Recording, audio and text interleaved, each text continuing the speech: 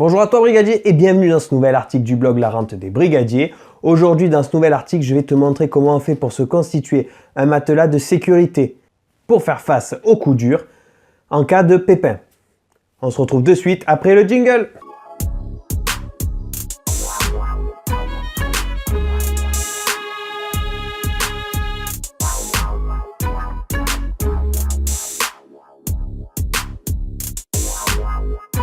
Alors un matelas de sécurité, c'est quoi? Un matelas de sécurité, c'est une réserve d'argent que tu vas constituer pour faire face aux coups durs, aux aléas de la vie.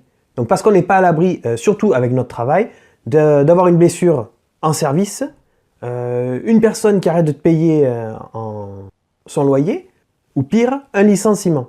Investir, c'est beau, mais il faut que tu te couvres. Ce n'est pas parce qu'on a un statut de fonctionnaire qu'on est surprotégé. Il faut bien se mettre ça dans la tête. Tout peut basculer en un instant. Donc prends bien ça en compte et constitue-toi dès aujourd'hui un matelas de sécurité. Combien il faut mettre dans ton matelas de sécurité? Malheureusement, je n'ai pas de réponse à te donner. Tout va dépendre de la personne. Donc il y en a qui vont y arriver avec 10 000 euros. 10 000 euros sur une année sans salaire, ils vont arriver à s'en sortir. Et d'autres avec 40 000 euros, ils vont avoir du mal à finir l'année. Donc comme je t'ai dit, je n'ai pas une réponse universelle. Moi, ce que je te conseille, c'est de mettre de côté un an de salaire. Ce chiffre peut paraître énorme, mais pour moi, c'est la garantie de ta sécurité. Tu arriveras à tenir un an sans salaire, sans rien. Par exemple, si tu gagnes 2 000 euros par mois, je te conseille de mettre 24 000 euros de côté. Donc, tu pourras utiliser les comptes non imposables qu'on cite dans l'article les 7 placements bancaires du brigadier que tu pourras retrouver sur le blog. Attention brigadier, tu ne devras pas toucher à ce matelas de sécurité, sauf en cas d'urgence. Il porte son nom matelas de sécurité.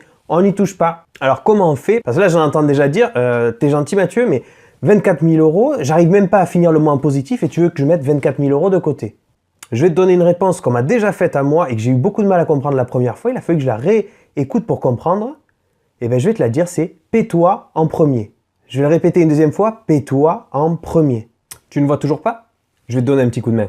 Le 25, c'est souvent le jour de paye des fonctionnaires. Donc, qu'est-ce qui se passe les jours qui suivent le 25? On va te prélever ta mutuelle, ton assurance, ton électricité, tes factures. Toi, qu'est-ce que tu vas faire? Tu vas profiter aussi de ta paye. Donc, tu vas aller au restaurant, tu vas sortir avec tes potes, tu vas profiter, tu vas partir en week-end. Et le 25 du mois suivant, qu'est-ce qui va se passer?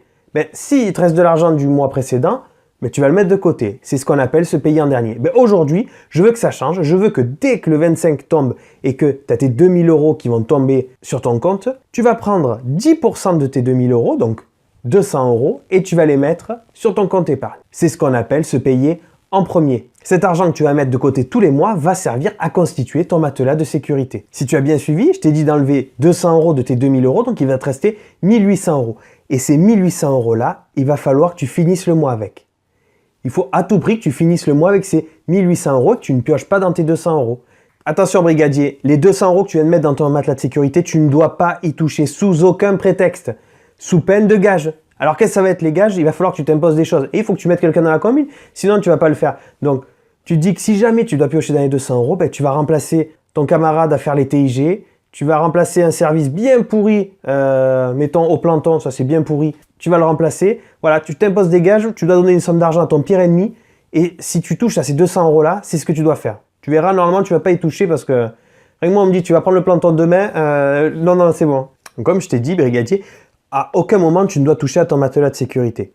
Cependant, il existe des cas où tu vas être obligé de piocher dans ton matelas de sécurité pour ne pas te retrouver à la gorge et te retrouver dans une situation délicate. Bien évidemment, il faut que cette dépense soit inévitable et nécessaire. Tu ne peux pas t'en servir pour acheter une nouvelle télévision ou partir en vacances.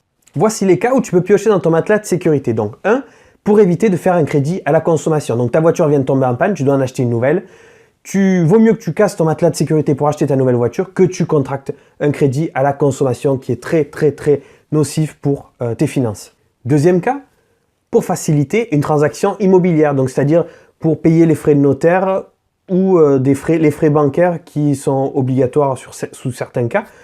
Ça te permet d'avoir un crédit immobilier. Et enfin, troisième cas, pour faire face à une dépense imprévue et inévitable. Ça peut être des frais de succession ou des frais de santé. Si tu as bien suivi, brigadier, je t'ai dit de mettre 10% de ton salaire de côté. Mais alors, qu'est-ce que tu vas faire du 90% restant? Est-ce que tu vas le dépenser et le gaspiller? Je ne te le conseille pas. Je vais te dire quoi faire des 90% restants. Nous sommes tous issus d'une formation militaire, brigadier. Alors aujourd'hui, je vais te demander de faire preuve de rigueur et tu vas faire preuve de rigueur pour gérer ton salaire. Premièrement, tu vas mettre 10% dans ton matelas de sécurité. Une fois que tu as rempli ton matelas de sécurité et que tu as atteint ton objectif, tu continueras à mettre 10% de côté pour prévenir une dépense future. Ensuite, tu prends 50% de ta somme, donc sur les 2000 euros, ça fait 1000 euros, que tu vas garder pour payer toutes tes factures, donc tout ce qui est électricité, mutuelle, le gaz, les assurances, les impôts.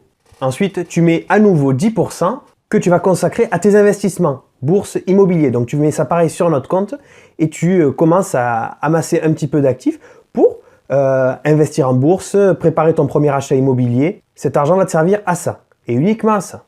Tu mettras également 10 autres % pour tes loisirs, donc pour tout ce qui est restaurant, sortie. Donc ça te laisse un budget de 200 euros pour t'amuser parce que c'est bien beau d'investir et de se casser le cul au travail, mais il faut aussi passer des bons moments, sinon tu deviendrais fou. Ce budget peut te paraître un peu serré, 200 euros, mais dis-toi que cet argent que tu ne dépenses pas maintenant va te permettre d'en profiter beaucoup plus tard. 10% supplémentaires pour ton apprentissage. Consacre-le donc à suivre des formations, à acheter des livres, à aller à des séminaires. C'est pas parce que tu as arrêté l'école que tu dois arrêter de te former. Tu dois continuellement te former et apprendre. C'est comme ça que tu vas t'enrichir. C'est peut-être la plus grosse richesse qu'on ait de pouvoir apprendre. Donc profites-en pour apprendre à jouer d'un nouvel instrument, à piloter un avion, apprendre une nouvelle langue. Forme-toi, enrichis-toi. Enfin, brigadier, les 10 derniers pourcents, les 200 derniers euros, vont servir, et ça va peut-être être le plus difficile pour certains, à donner. Donc les 200 euros, les 10 derniers pourcents, vont servir à être donnés. Donc ça peut être des dons à des associations, ça peut être des dons, des cadeaux à la famille, des cadeaux aux amis. Il faut que tu fasses partager ça. Certes, aujourd'hui, ça peut te paraître beaucoup, mais le jour où tu auras beaucoup d'argent, si tu ne le fais pas quand tu n'en as pas beaucoup, ce sera quand tu en auras beaucoup, tu ne le feras pas. Donc, apprends à donner et apprends à recevoir. Profite du bien-être que cela procure de faire plaisir aux gens. Je ne me fais pas de soucis, brigadier. Je sais que tu vas arriver à respecter ce schéma. Au début, ça va être très difficile puisque c'est la première fois que tu vas t'imposer des règles en ce qui concerne ta paye. Tu vas devoir respecter ce schéma, mais au bout de quelques mois, ça va être naturel et tu vas le faire automatiquement. Si tu respectes bien ce schéma, tu arriveras à mettre de l'argent de côté, à faire plaisir aux autres, à payer tes factures, te payer en premier, constituer ton matelas de sécurité et préparer tes investissements. Alors continue à bien suivre notre blog. Il y a d'autres articles qui suivent qui vont te permettre de peaufiner tes investissements, d'investir en bourse, d'investir dans l'immobilier, tous nos conseils sur les placements. On est là pour toi. Parle de nous autour de toi, brigadier. On a besoin de publicité. On n'en fait pas sur les sites. Suis-nous sur Instagram, YouTube, Twitter. Abonne-toi à la chaîne YouTube et Facebook, bien sûr, bien évidemment. Fais attention à toi sur le terrain. On te dit à très vite. Take care.